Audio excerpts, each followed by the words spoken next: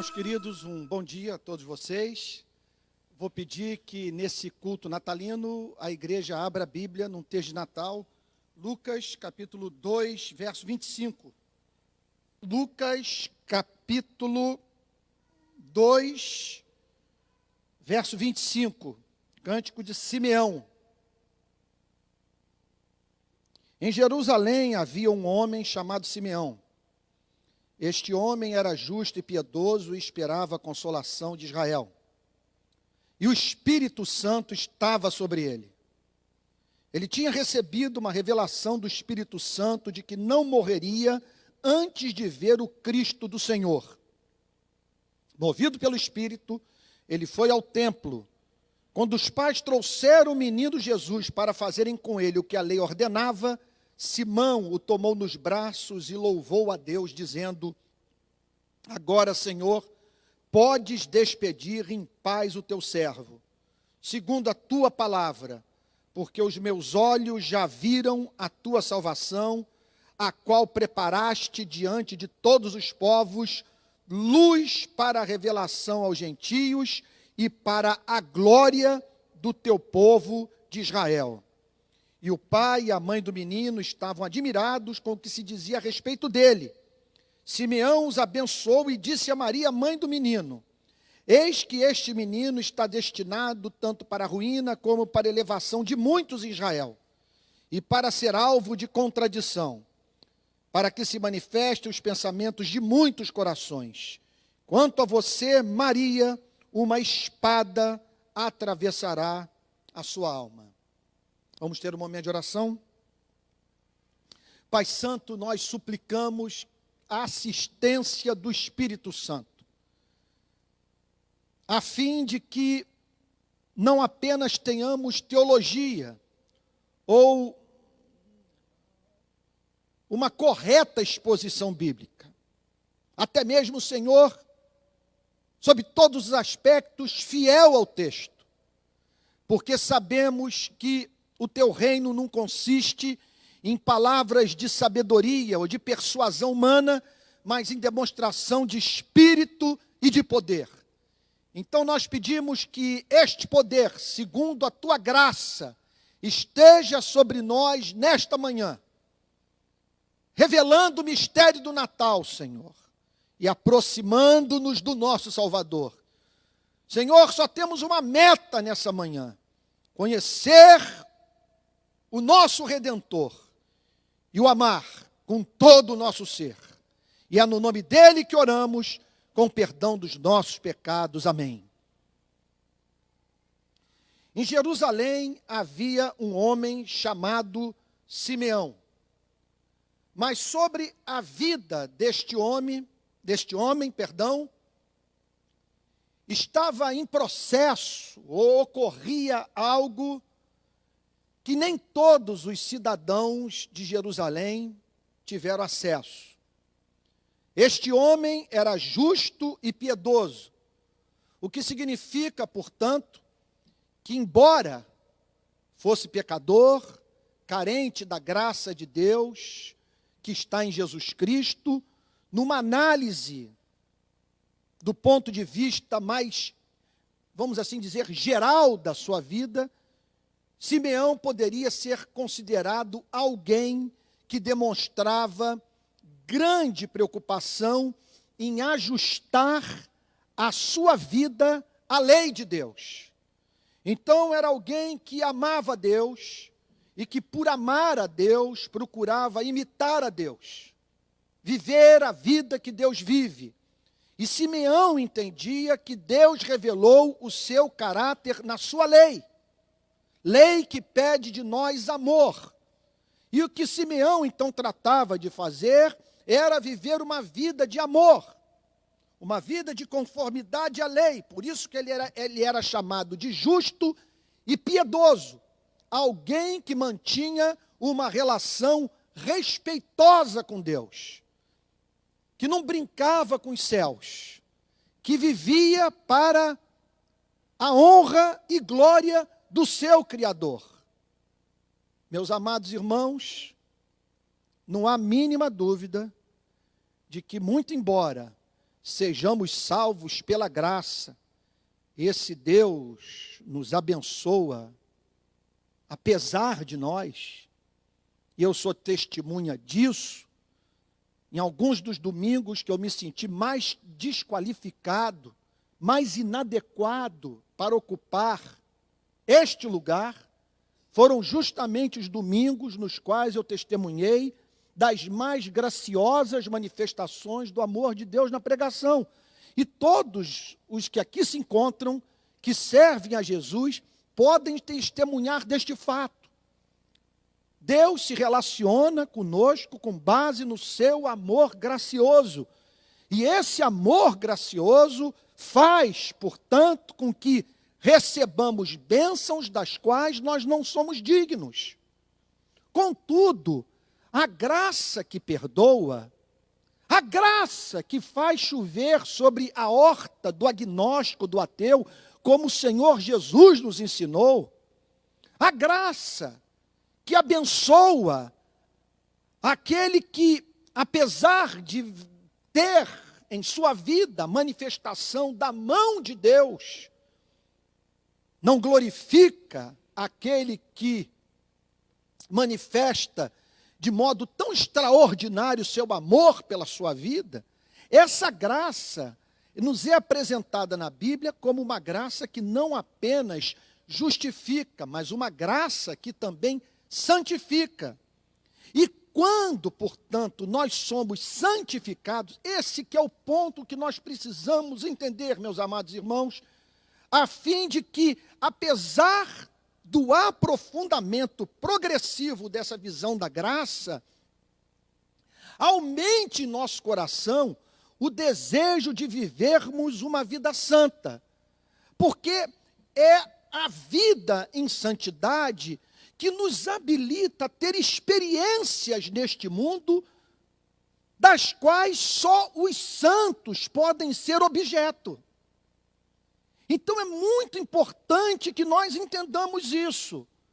É possível que você seja preservado nesta vida da justa disciplina que os seus pecados demandam que Deus aplique em sua vida, de uma forma que nos coloca de joelhos diante de Deus. Nós sabemos, somos testemunhas do fato de que muitas vezes Deus suprime a sua disciplina em nossas vidas e levando-nos como um pai de amor à experiência do arrependimento mediante a aplicação da sua palavra, sem que para isso tenhamos que passar por sofrimentos desta vida. Não estou dizendo que é isto que acontece em todos os casos. Não estou negando essa dimensão do amor disciplinador de Deus. O que eu afirmo, contudo, é que se Deus enviasse para cada iniquidade nossa uma disciplina, não teria igreja. Nós viveríamos mancando na vida.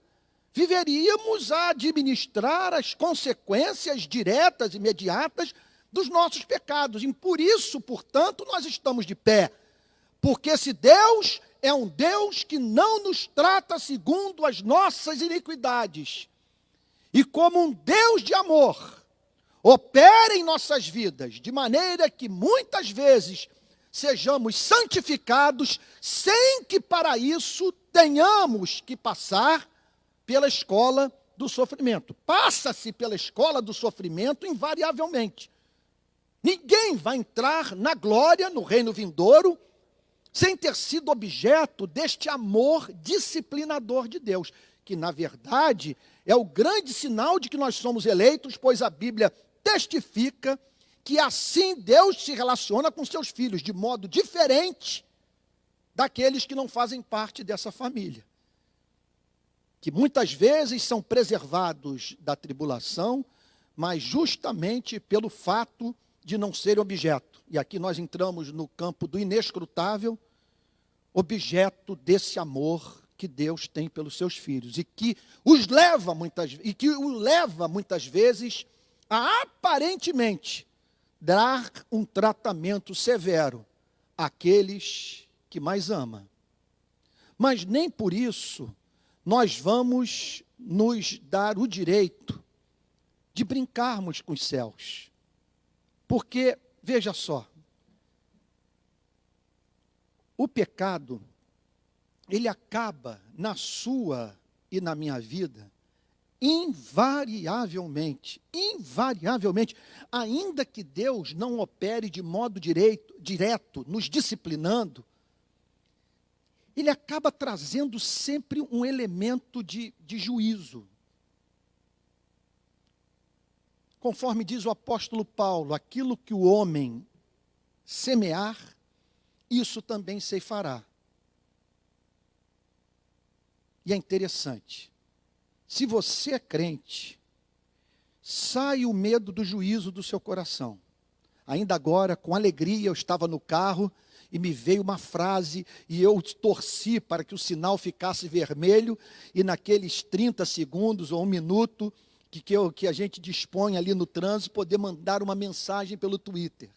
Porque me ocorreu a seguinte coisa, que o Natal nos ensina que o cristão é alguém que entra, o cristão é alguém que entra naquele estábulo em Belém, toma nos braços o bebê e o apresenta à lei. É isso que nós somos.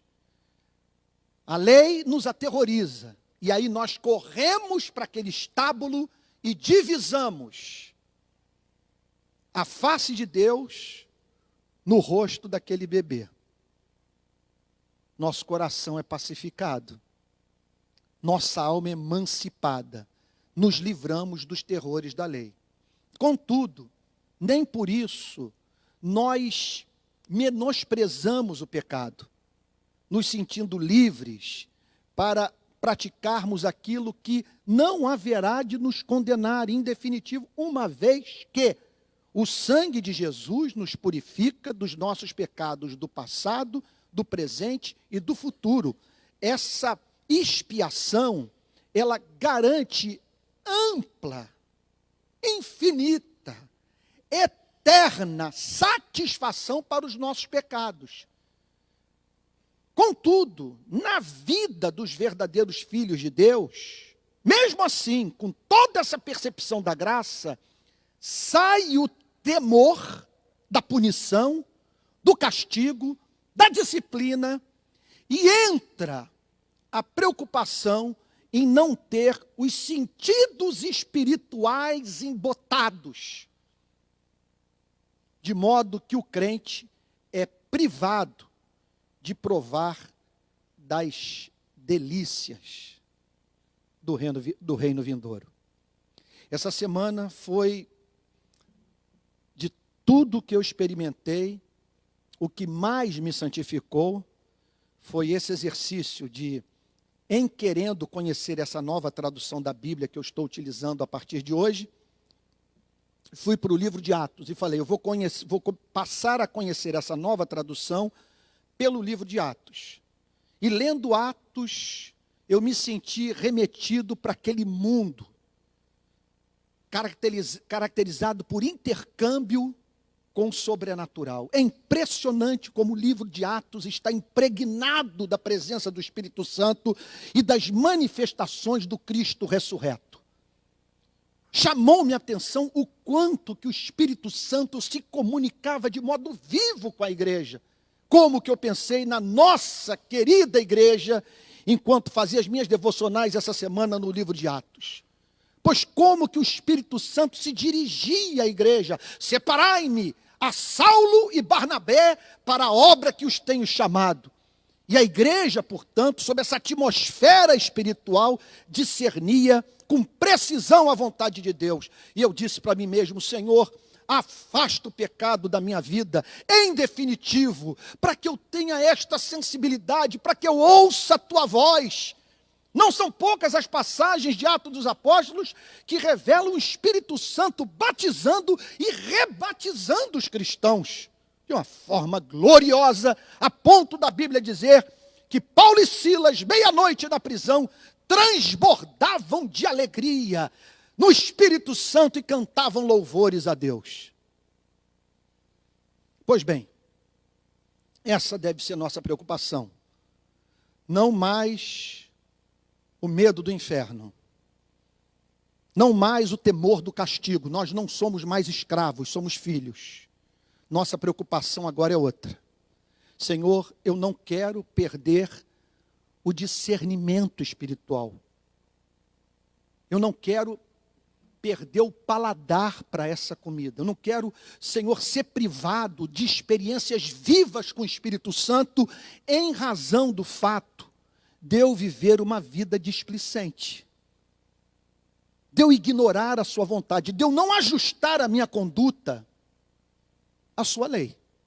Por isso que a Bíblia declara: este homem, Simeão, era justo e piedoso. E por ser justo e piedoso, esperava a consolação de Israel. Portanto, vivia uma vida de santidade. E por viver uma vida de santidade, Simeão experimentava aquelas afeições que são naturais às pessoas santas.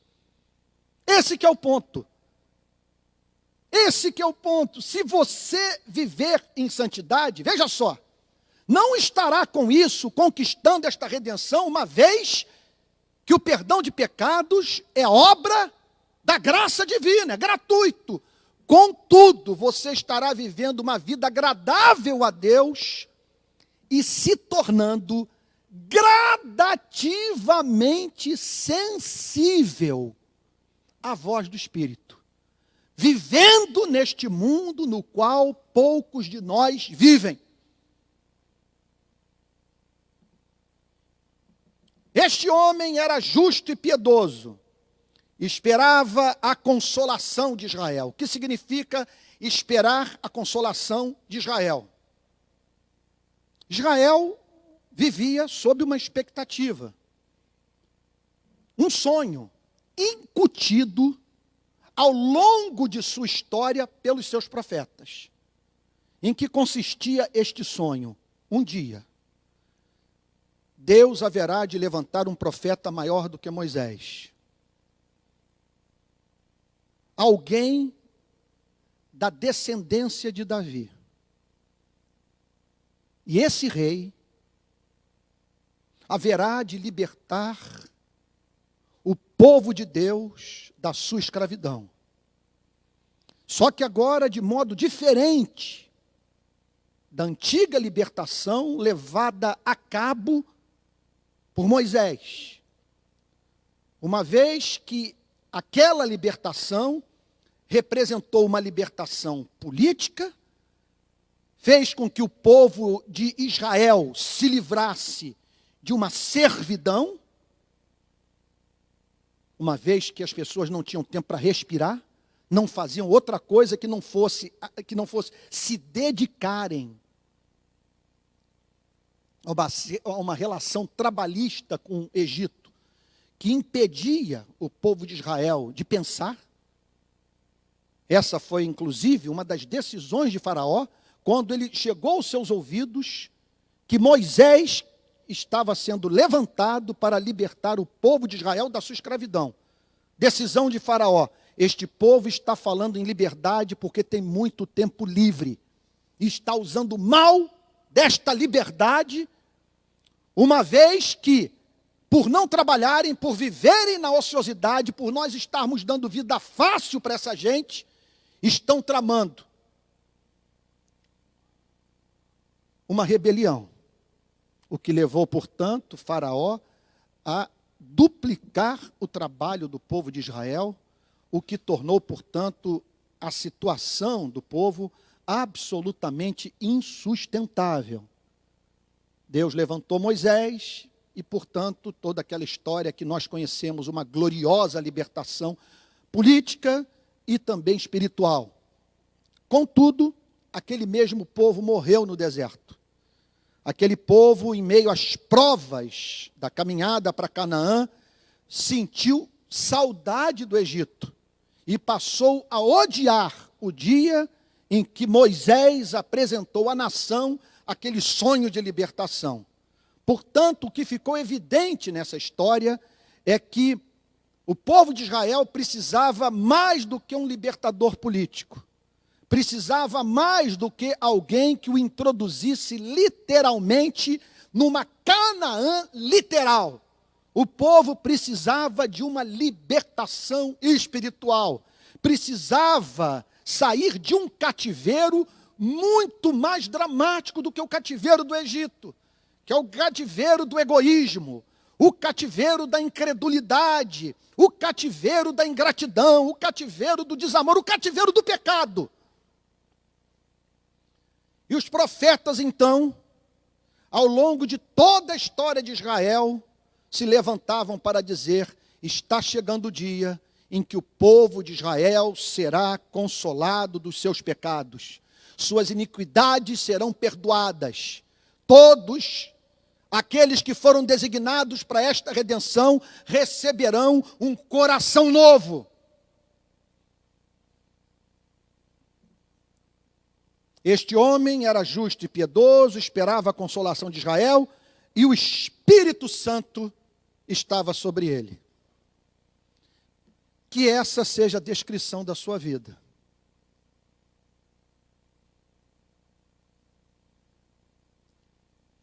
Que essa seja a leitura que Deus tem a fazer sobre você, sobre minha própria vida.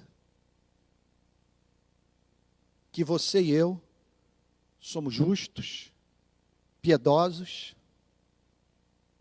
temos esperança, aguardamos a consolação de Israel, que já veio e que retornará, e que o Espírito Santo esteja sobre nós. O que significa o Espírito Santo estar sobre a vida de alguém? Significa que durante o dia você é cometido por fortes anelos de estar na presença de Deus. É uma paixão irrefreável.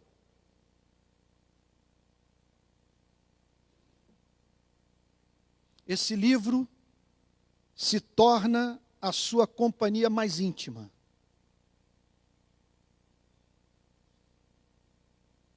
Suas páginas são marcadas pelas lágrimas que você derrama, em razão dessa leitura das Escrituras mediada pelo Espírito Santo. O Espírito estar sobre você significa você ter fome e sede de justiça. É a força motriz da sua existência. É uma influência que produz compulsão, que o impele a tomar certas decisões, e decisões que priorizam a comunhão com Deus, a glorificação do seu nome, o seu serviço na terra. Significa você ser objeto dessas mais profundas consolações, de se pegar em estado de arrebatamento de alma. O Espírito estar sobre você significa essa influência, produzir esse amor, essa gratidão, essas ações de graças que podem acometê-lo na beira da praia, na fila do banco, enquanto você se dirige, porque o Espírito Santo está sobre você. O conecta ao céu, o torna sensível à ação de Deus na história. Então a Bíblia declara que Simeão vivia a espécie de vida mais invejável que se possa conceber. Justo, piedoso, aguardava ou aguardando a consolação de Israel, e alguém sobre cuja vida o Espírito Santo pairava. Verso 26. E por viver assim, nessa dinâmica, nessa intimidade, nessa relação de amor reverente, a Bíblia declara que ele tinha recebido uma revelação do Espírito Santo de que não morreria antes de ver o Cristo do Senhor. A Bíblia não declara quando, nem em quais circunstâncias esta revelação se deu, mas se tornou claro e seguro para aquele homem piedoso, para aquele homem justo, que aguardava a consolação de Israel, cujos afetos estavam nesse dia. Ou seja, se tratava de alguém que não nutria vãs esperanças em relação a esta vida. Sua esperança não estava em Roma. Sua esperança não estava num rei humano. Seu coração havia se fixado na consolação de Israel, na promessa que Deus havia feito ao seu povo.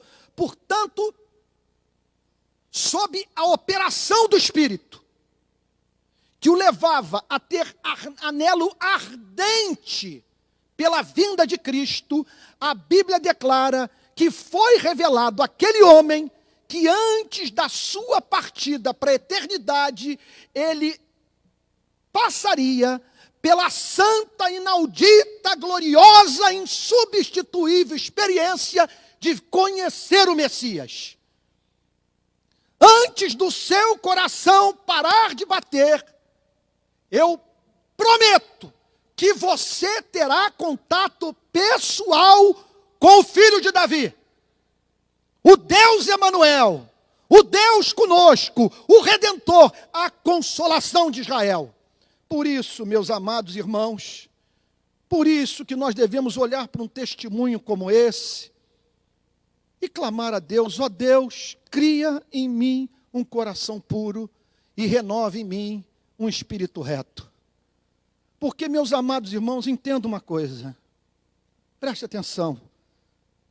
Isso é um complemento a toda a ênfase que nós colocamos nessa igreja nas doutrinas da graça. Se você não viver em santidade, você estará privado dessas afeições. Se você não viver em santidade, você estará privado dessas influências. Se você não viver em santidade, você não terá sensibilidade para essa dimensão da vida. E essa é a desgraça. Essa é a desgraça completa. Você vai pegar o mais humilde servo de Deus, aquele que não teve acesso aos recursos intelectuais de que você dispõe, mas que por tremer na presença de Deus, por amar, por desejar viver para a glória do seu nome, transforma o ato de tomar um café quente, olhar para o jardim de sua casa, receber um abraço de um filho em sacramento. É uma pessoa, eu vou usar uma linguagem da década de 70 do mundo das drogas. É uma pessoa que tem as portas da percepção abertas. Estão lembrados do movimento do LSD? Qual era o sonho do LSD? Vou usar LSD para abrir as portas da percepção. Sob o efeito de LSD, eu vou ver na natureza o que ninguém consegue enxergar. Havia um quê de verdade naquele pressuposto? Qual quê de verdade? Duas pessoas podem estar diante do mesmo fenômeno da natureza, enquanto que uma só vê. Um fenômeno físico, enquanto que a outra permanece muda, petrificada, diante do mistério.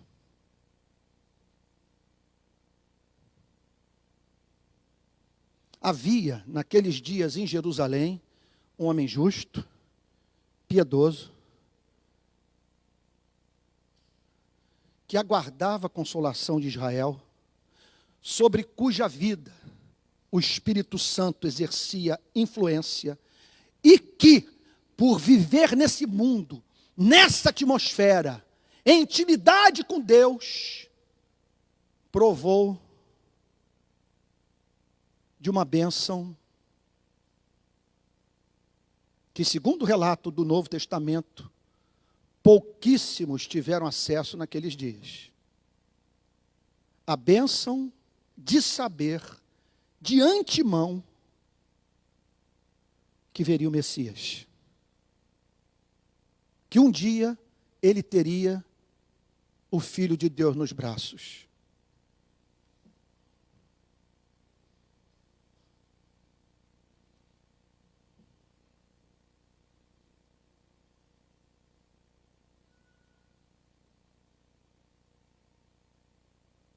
Não sei se eu deveria dizer o que eu vou falar agora, mas eu vou falar. A minha teologia me permite dizer. Se você é de Jesus, essa noite, ao longo dessa semana,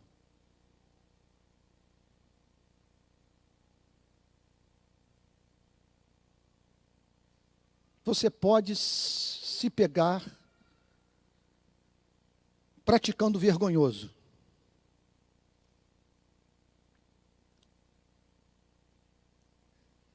Coisa do tipo, passar parte da madrugada em contato com um site pornográfico na internet. E o que eu tenho para lhe dizer? Se você mantém uma relação pactual com Deus, baseada no sangue de Jesus Cristo, já há provisão para esse pecado, e esse pecado não impedirá de entrar no reino dos céus.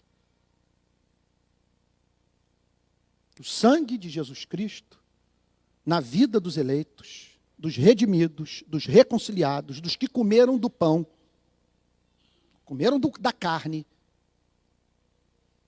beberam do sangue, faz provisão para até o último minuto da nossa vida. Nós saímos do mundo da lei. A lei não tem mais o que exigir, a lei não tem mais o que cobrar de nós. Nós estamos agora no mundo do amor. Eu não me relaciono com Deus como eu me relaciono com a Constituição brasileira, com o Código Penal brasileiro. Eu me relaciono com Deus como eu me relaciono com a minha mãe. Não tem lei, eu não tenho medo da minha mãe me matar, não tenho medo da minha mãe me botar na cadeia.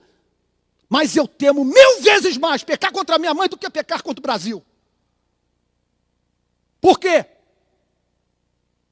Minha relação com o meu Redentor não é baseada em lei, é baseada em amor.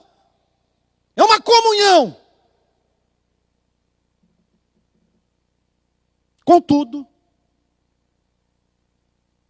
essa irresponsável liberdade bíblica, nem por isso vai me fazer me dedicar a uma atividade como essa. Por quê?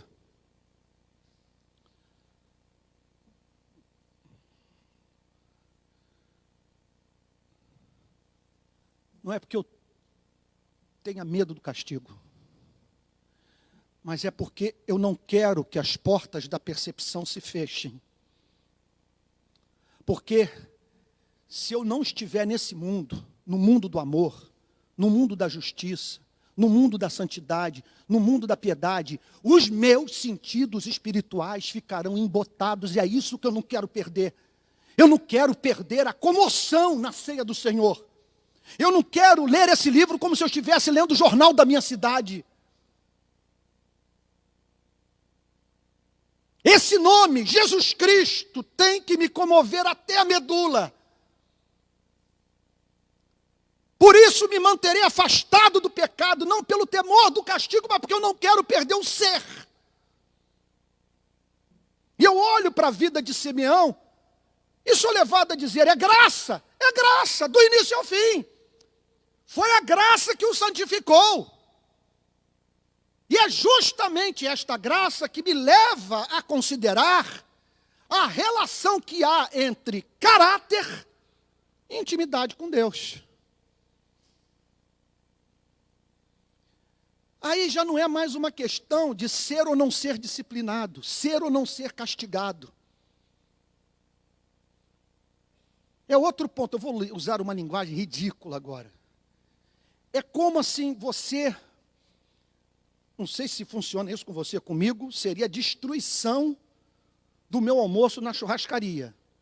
Antes do churrasco ser servido, eu comer um pedaço de pudim. Quer dizer, é alguma coisa que vai estorvar o meu paladar. E por isso eu luto. Eu quero ter prazer na sua presença. Eu quero saber o que é viver a vida de Simeão. Homem justo, piedoso, sobre cuja vida o Espírito Santo pairava, e que por isso, pela graça divina, ele tinha recebido uma revelação do Espírito, de que não morreria antes de ver o Cristo do Senhor. Pare para pensar nas experiências vivas que você poderia estar hoje, tendo com Deus, se vivesse em santidade. Movido pelo Espírito, então observe, o Espírito pairava sobre ele, o Espírito se comunicava com ele, de modo verbalizado, proposicional, e não apenas isso. O Espírito direcionava, o Espírito movia, o Espírito incitava. E houve um dia que ele foi acometido por um forte desejo de ir para o templo. Era o Espírito Santo movendo para se dirigir para o centro da adoração de Israel daquele tempo. Movido pelo Espírito, ele foi ao templo.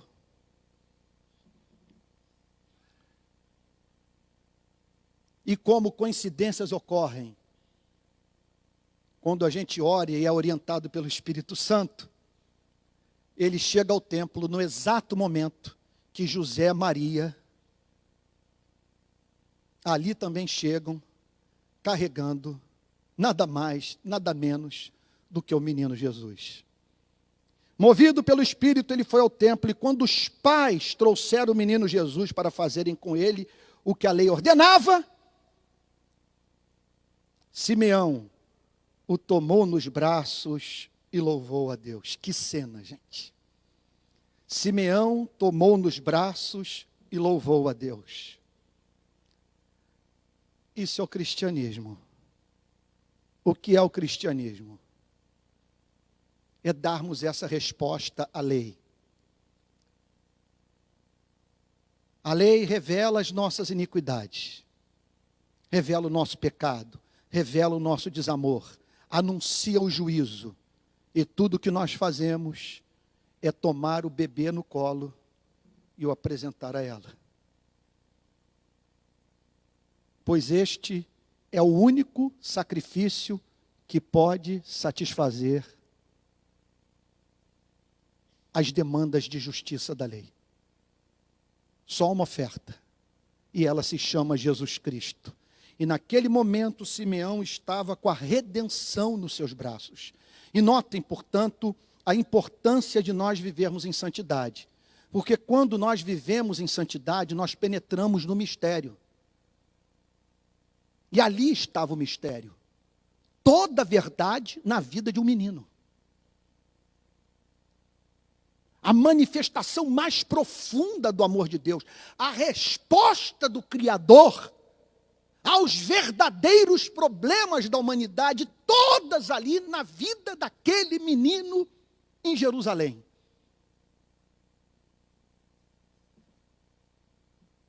E a graça de Deus, por meio da purificação do coração de Simeão, o habilitou a, pela fé, crer no absurdo. Ver a face do Pai no rosto daquela criança. Simeão o tomou nos braços e louvou a Deus, porque Jesus é a alegria dos homens.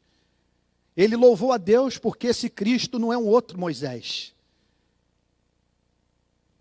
Ele louvou a Deus porque Jesus é a propiciação dos nossos pecados, e não somente pelos nossos, mas pelos do mundo inteiro. Simeão tomou nos braços e louvou a Deus, dizendo, agora olha que coisa linda, o louvor de Simeão. Agora, Senhor, pode despedir em paz o teu servo.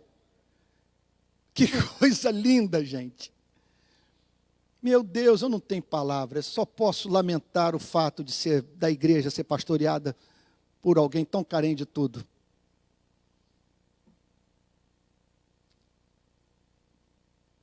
Agora podes despedir em paz o teu servo.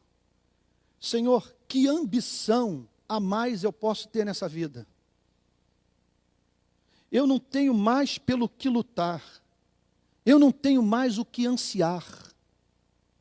Eu alcancei o ápice da felicidade. Aprouve a ti colocar nos meus braços o Redentor. Agora, Senhor, podes despedir em paz o teu servo, porque toda a minha vida convergiu para este ponto. Despedes em paz o teu servo, porque a promessa mais excelsa que o Senhor tinha para a minha vida acabou de se cumprir.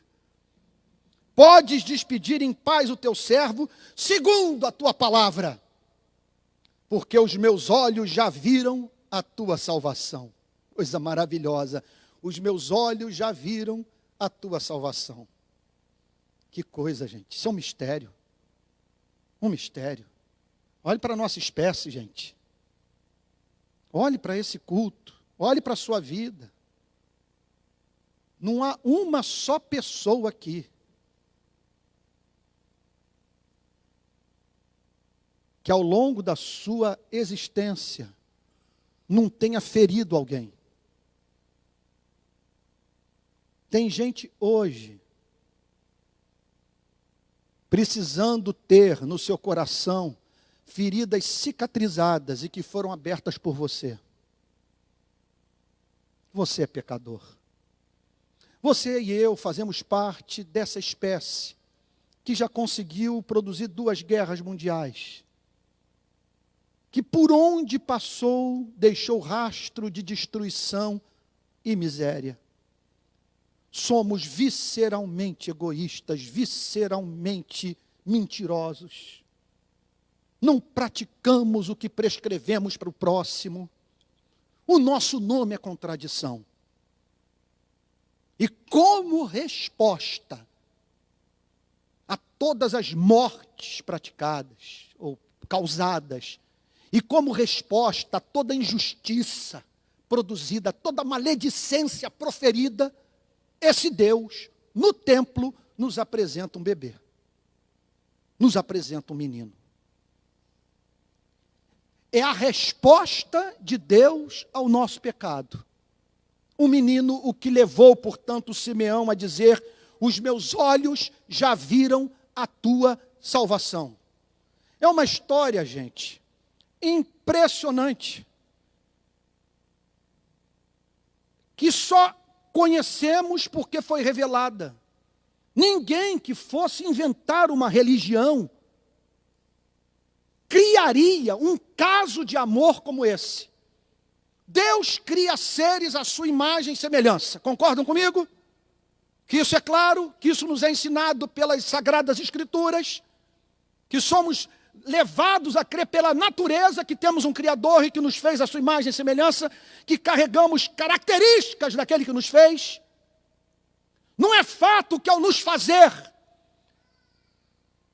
a sua natureza santa, natureza divina, que tem como característica o seu horror ao mal, o levou a revelar a você e a mim a sua vontade, e o fez exigir que vivêssemos a vida que ele mesmo vive. Não é fato, isso não é racional, gente. O que a Bíblia ensina? Que fomos criados à imagem e semelhança de um ser que pede que nós amemos uns aos outros e a Ele.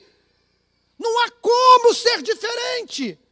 Ele só pediu amor, que nós nos amássemos, que não passássemos por cima de ninguém, que não agasalhássemos ódio, que fôssemos misericordiosos com aqueles que cruzam o nosso caminho e que sofrem horrivelmente.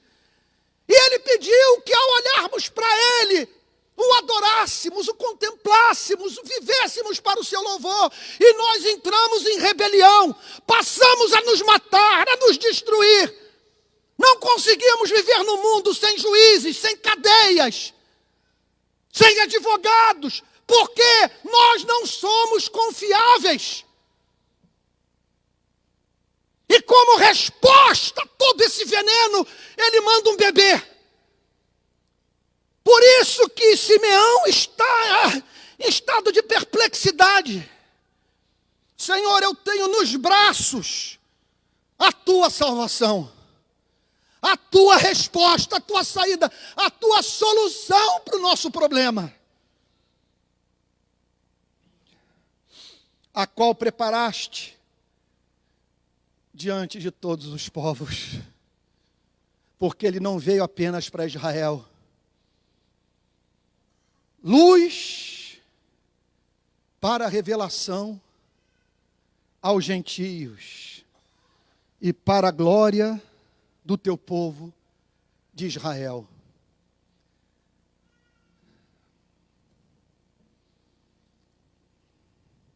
Naquele tempo, e isso é provado por qualquer estudo de antropologia,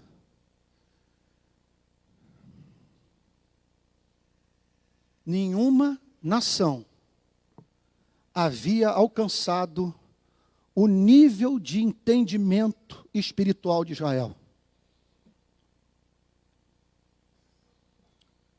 Para o povo hebreu,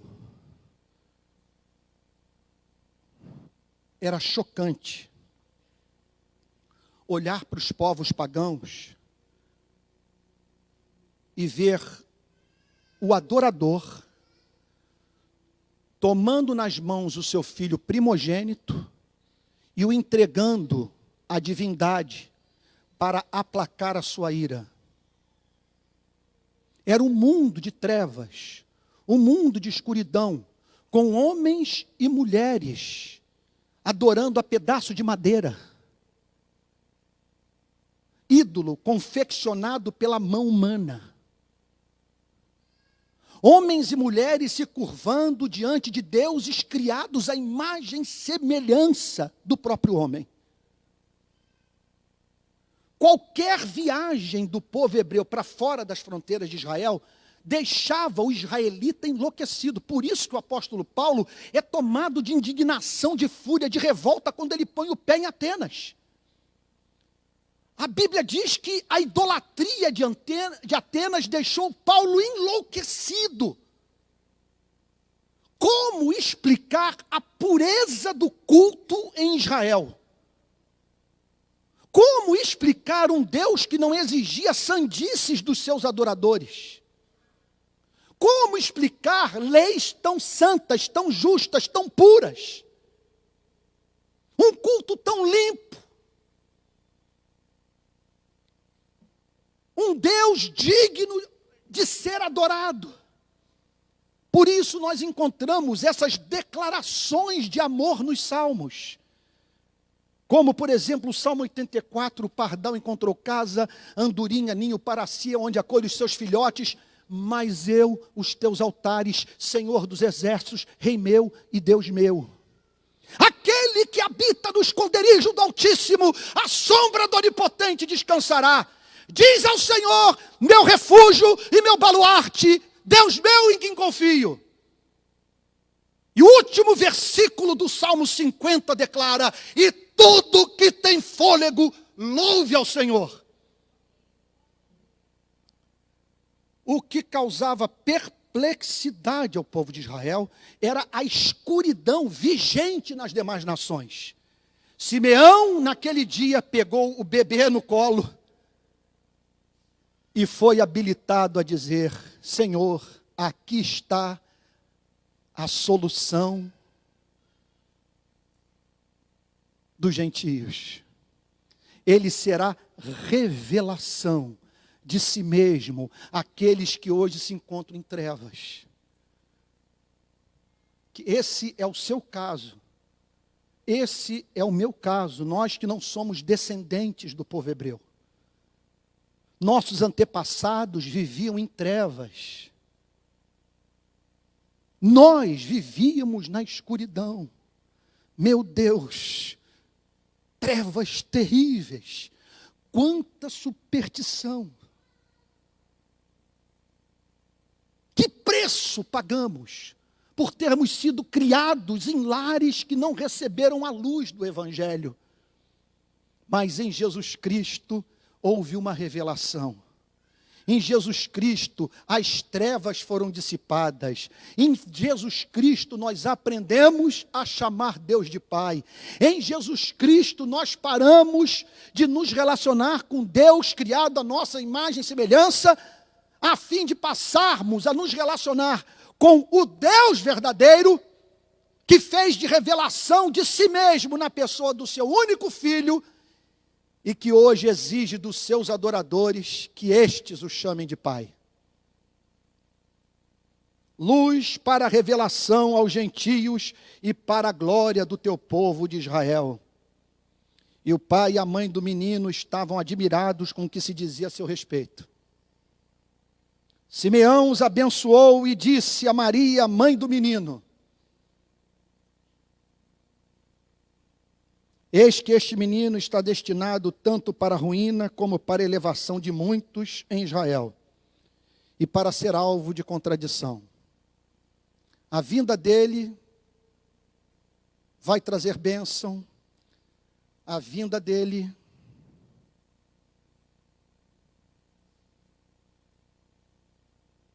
vai trazer maldição.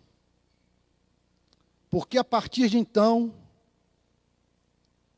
o destino da humanidade será, como jamais o foi, determinado pela relação que os seres humanos mantêm com o Filho de Deus.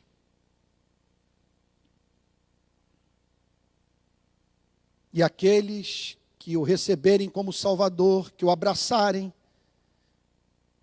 que comerem da sua carne e beberem do seu sangue, serão elevados. Serão elevados à condição de filhos e filhas de Deus. E aqueles que o menosprezarem, cairão em ruína. Porque estarão rejeitando, não mais o testemunho que o Pai dá de si mesmo na ordem criada, mas o testemunho que o Pai dá de si mesmo na pessoa do seu único Filho. Estarão rejeitando não mais a revelação dos atributos de Deus.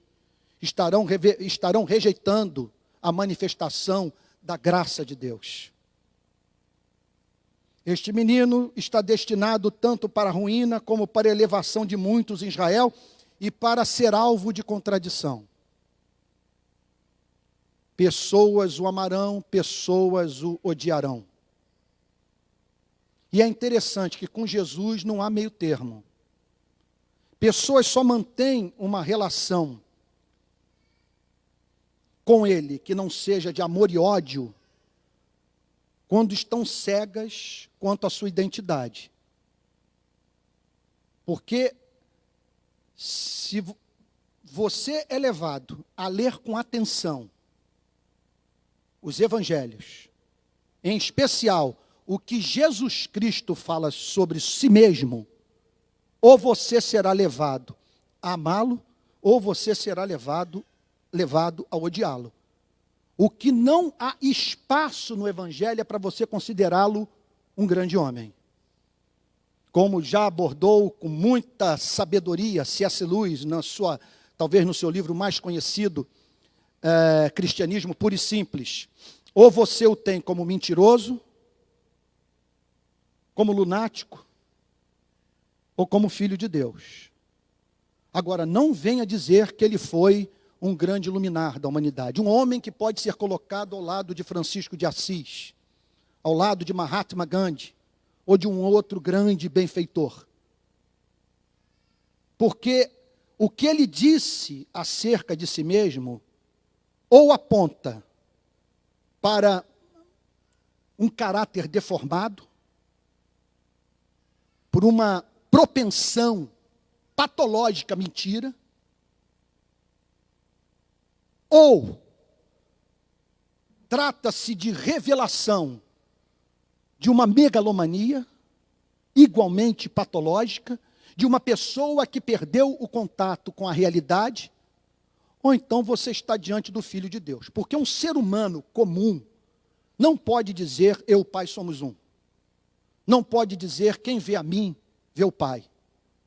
Eu sou o caminho, a verdade e a vida. Ninguém vem ao Pai, senão por mim. Então, ou você tem como um doente mental, como um mentiroso, ou então cai de joelhos diante dele e o adora em espírito e em verdade, como Tomé, declarando: Senhor meu e Deus meu. Por isso que o texto diz: e ele será destinado tanto para a ruína como para a elevação de muitos em Israel, e para ser alvo de contradição, para que se manifestem os pensamentos de muitos corações. É impressionante isso. É a relação que as pessoas manterão com Jesus Cristo que revelará quem essas pessoas são. Vamos parar para pensar num ponto. Preste atenção, talvez seja o que mais importante eu falei esse ano na nossa igreja.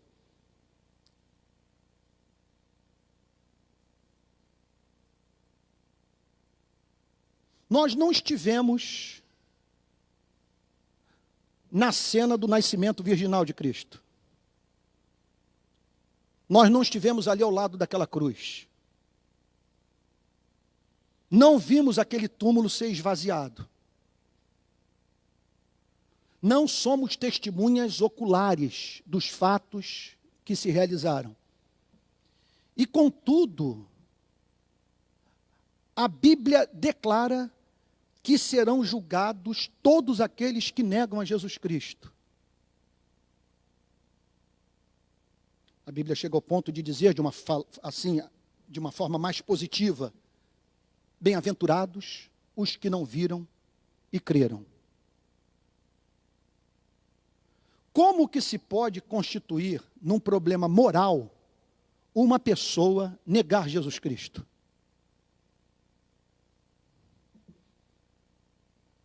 Tratar Jesus Cristo como um outro personagem qualquer da história. Essa passagem em nosso socorro lança luz sobre essa pergunta central, para que se manifestem os pensamentos de muitos corações. Não quero banalizar a pregação. Vocês estão lembrados de um samba do passado? Quem é da minha idade deve se lembrar disso. Era um samba bem pró-samba, que dizia o seguinte: quem não gosta de samba, bom sujeito não é. É ruim da cabeça ou doente do pé. O pessoal está bom de samba. Se eu fosse pedir um hino do Inário Presbiteriano, ia todo mundo se enrolar. Quem não gosta de samba, bom sujeito não é. É ruim da cabeça ou doente do pé. De vez em quando esses sambas, eles revelam até teologia, né? Eu já disse para você em outra ocasião, aquele samba da União da Ilha de 78 é calvinismo puro. A cigana leu o meu destino, eu sonhei, bola de cristal, jogo de búzios, cartomante, eu sempre me perguntei: o que será o amanhã, como vai ser o meu destino? Já desfolhei o mal me quer, primeiro amor de um menino. E vai chegando o amanhecer, leio as mensagens zodiacais, e o realejo diz que eu serei feliz, sempre feliz. Como será o amanhã? Responda quem puder. O que irá me acontecer? O meu destino será como Deus quiser. Calvino puro. Isso aí, as institutas ali inteiras nesse samba. Então esse samba, quem não gosta de samba, bom sujeito não é. É ruim da cabeça ou doente do pé. Quem não gosta de Cristo é doente do coração. Prova que está privado de um senso estético. Quem não vê beleza em Cristo, ou não leu os evangelhos, não conhece os evangelhos. Ou então, tendo lido o evangelho, e não quebrado o vaso de alabastro com unguento, e banhado seus pés com lágrimas, está espiritualmente morto. Porque a beleza dele o autentica e revela que se há salvação em alguém, esta salvação só pode estar em Jesus Cristo. Por isso que Simeão declara, para que se manifeste os pensamentos de muitos corações. E aí, uma profecia para Maria, já preparando-a para o que a aguardava. E quanto a você, Maria, uma espada atravessará a sua alma. Esse menino representará para você uma dor incalculável. Você o verá ser torturado, posto no madeiro, enterrado. Ver a morte do seu primogênito lhe causará uma dor que pode ser comparada à de uma vítima nas mãos de um soldado romano. Só que essa espada não vai atingir o seu corpo, vai atingir sua alma.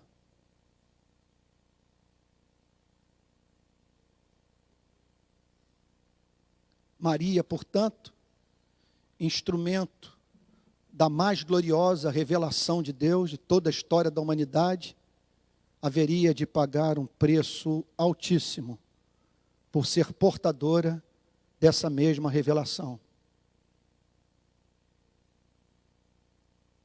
Você foi separada para amamentar o Salvador. Mas daqui a 33 anos, esse amado filho lhe trará muito sofrimento, sem o qual nem você, nem Israel, nem os gentios serão salvos. Irmãos queridos, aqui eu concluo, pedindo a Deus que esse Natal seja o Natal de mais conteúdo de toda a vida de vocês. Que todos, nesse Natal, provem do que Simeão provou.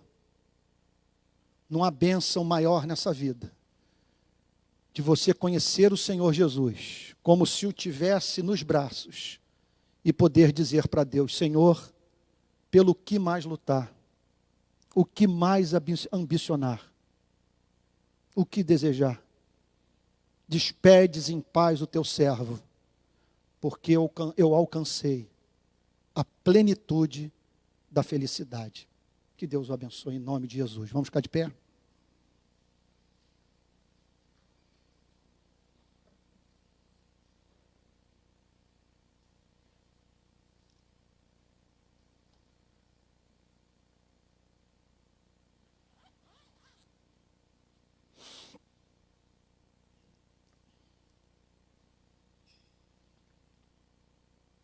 Vocês sabem que eu não tenho hábito de chamar pessoas à frente para orar. E não faço porque sigo o princípio regulador do culto reformado que me parece bíblico. O pastor não tem autoridade para pedir da igreja o que a Bíblia não pede. Não há uma passagem bíblica que declare que para você ser abençoado num culto como esse, você tenha que vir à frente. Mas eu penso que daqui eu posso fazer um apelo a você. Que apelo é esse?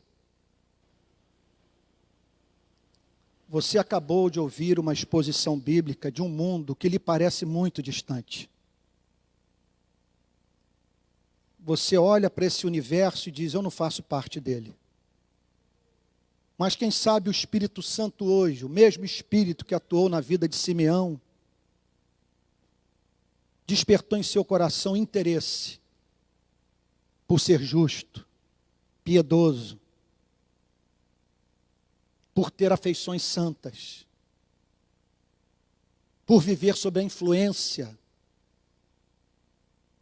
e o mover do Espírito Santo e, acima de tudo, ver excelência em Cristo. Talvez você não veja excelência em Jesus.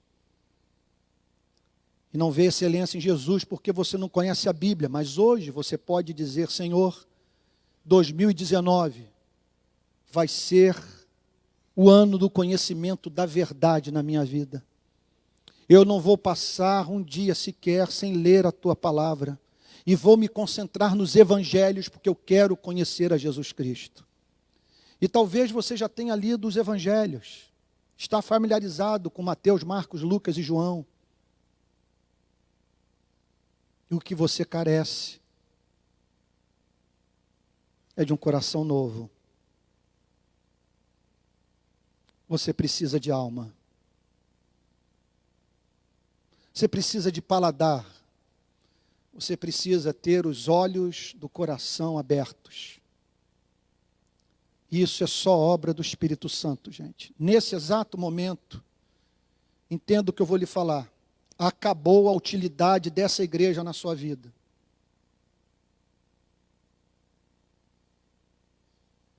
Como pastor, eu posso trabalhar para remover a pedra, mas da vida ao morto, só o Espírito Santo.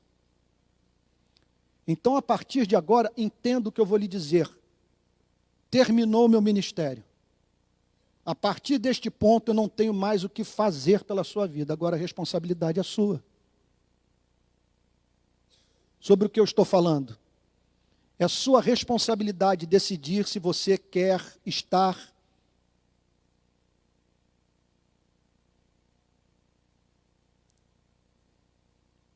espiritualmente vivo ou não. É sua responsabilidade decidir se você vai continuar frequentando essa igreja sem jamais ter nascido de novo. É sua responsabilidade decidir se você quer ter essa ambição ou não, se você quer participar do mundo de Simeão ou não.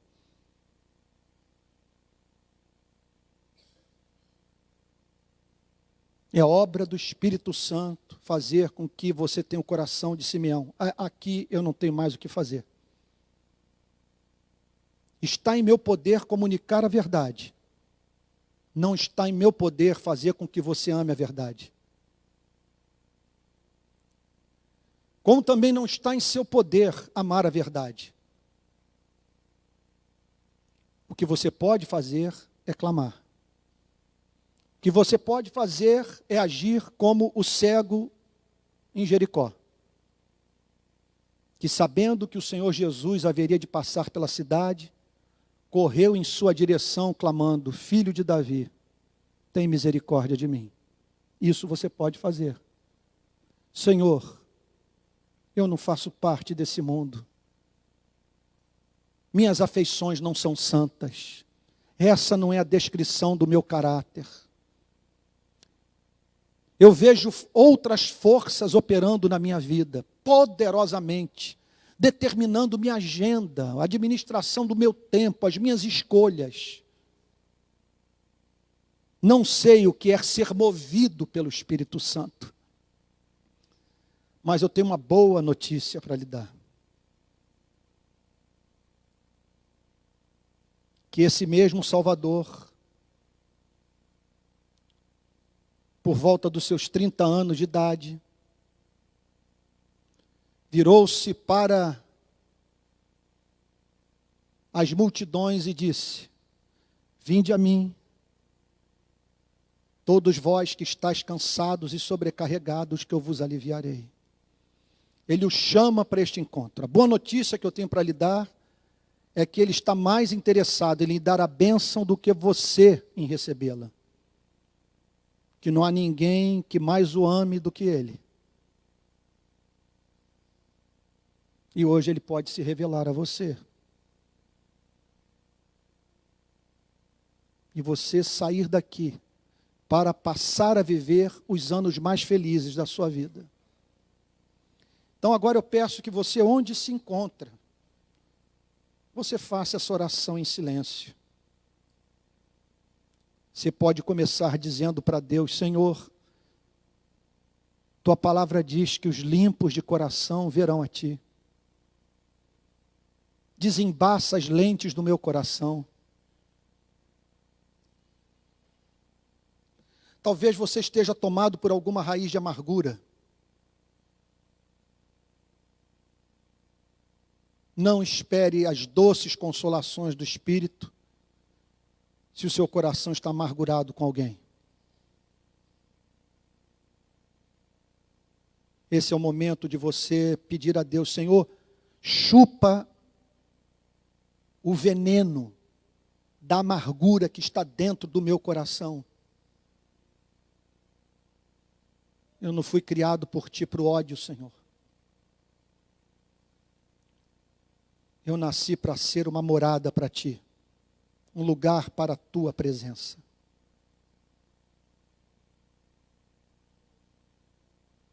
Fale com Deus. Nenhum pastor pode fazer isso por você. Diga para ele: Senhor, ajude-me a ter uma ideia do que Simeão sentiu naquele dia no templo. Ajude-me a conhecer este louvor. Alegria da profetisa Ana. Alegria dos pastores de Belém. Alegria dos reis magos. Senhor, o que é que essa gente sentiu quando viu aquele bebê? Diga para Deus: Senhor, opera um Natal na minha vida, que Jesus nasça no meu coração.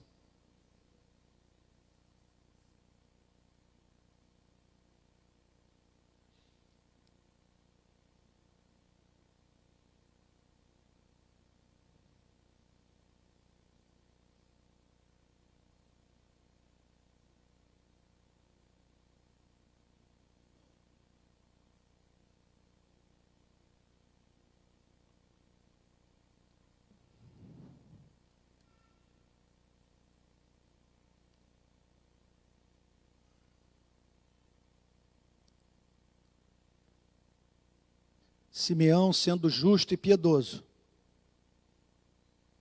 recebeu a revelação de que veria o Messias.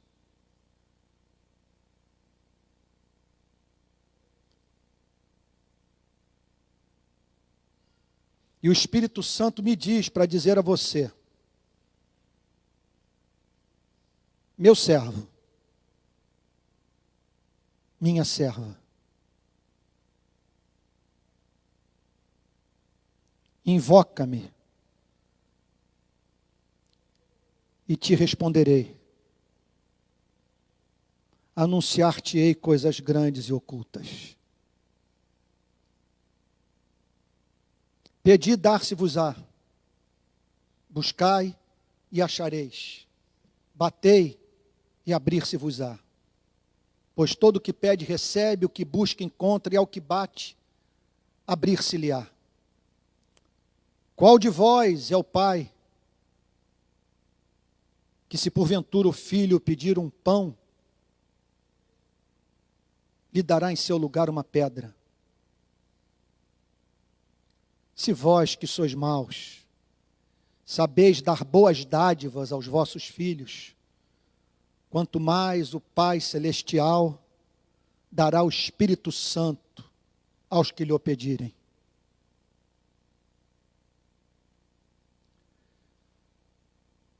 Meu filho, minha filha, diz o Senhor,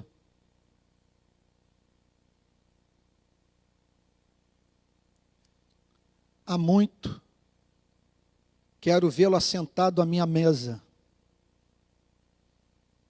participando do meu banquete. E tu continuas a se sentir do lado de fora da festa. Pois hoje eu chamo para comprar sem dinheiro e sem preço vinho e leite. Diz o Senhor: por que gastais o vosso dinheiro naquilo que não é pão, e o produto do vosso trabalho naquilo que não pode satisfazer a vossa alma?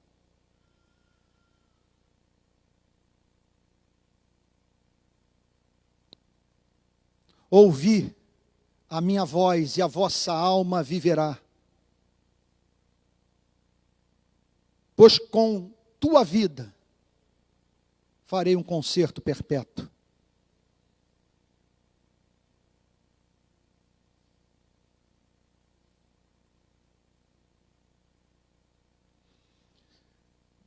Pai Santo, sabemos que houve um Natal literal.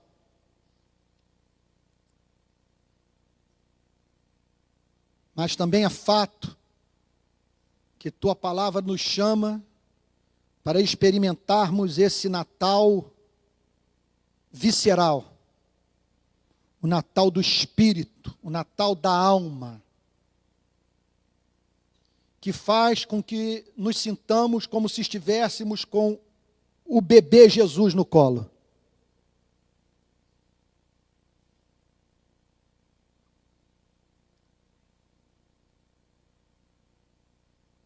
Senhor querido,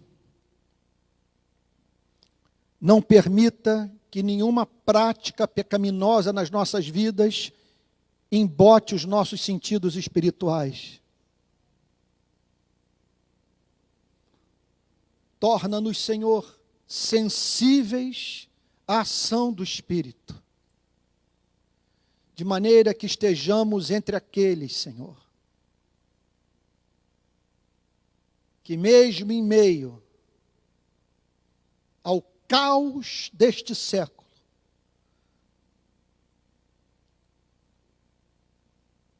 conseguem divisar o invisível.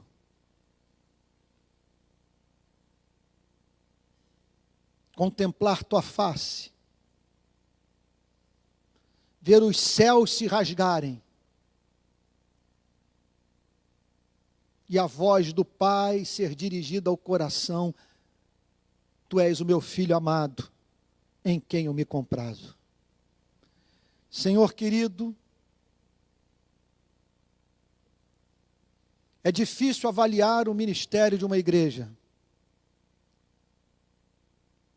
Às vezes a riqueza no púlpito e na unção.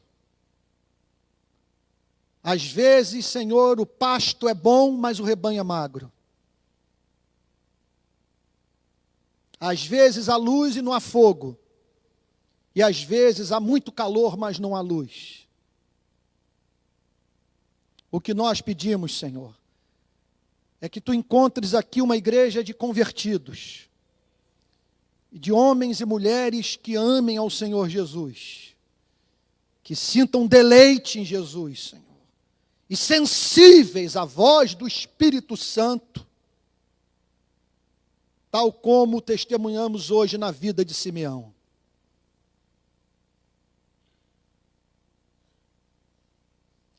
E se porventura entre nós, nesta manhã, alguém que não nasceu de novo, que tu operes, Senhor, neste culto redenção.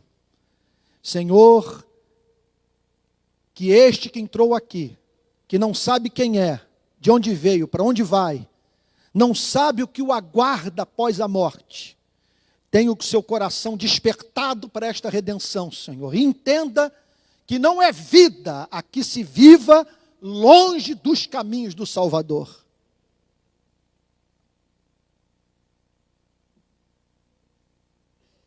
E guarda a nossa querida igreja, Senhor. E prepara-nos para que no próximo ano a nossa igreja experimente a sua Shekinah. Que seja o ano mais glorioso de toda a sua história, com manifestações inconfundíveis do Espírito Santo no nosso meio. Em nome de Jesus, Senhor, assim oramos, com perdão dos nossos pecados. Amém.